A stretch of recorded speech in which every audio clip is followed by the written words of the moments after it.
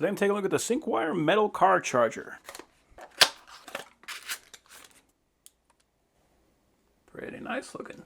So it is definitely all metal. Like I can feel that this is a heavy duty charger. We got a USB-A port and a USB-C port, so that's nice. You have two good ground contacts and a springy positive contact. And I also like to see that they actually slotted out ventilation here to make sure that this isn't going to overheat. So that's nice. Can see that the USB-A is a quick charge 3.0 at 18 watts, and the USB-C is a power delivery 3.0 at 45 watts. So that is a lot of power for a little charger. I also just like how small this thing is. Like you put this thing in your car, it is not going to be big and standing out like some of the other ones that I've seen. So plug this guy in. It has a blue light on the outside, which is actually a very good thing because if your car does not turn the cigarette lighter off whenever you turn the car off, you could actually drain the battery. So this will let you know if that's going to be a problem, so you'll have to unplug it every time you turn the car off. Most modern cars do turn it off, so that's not going to be a problem if you have a modern car. It's also just a nice way to be able to test your car.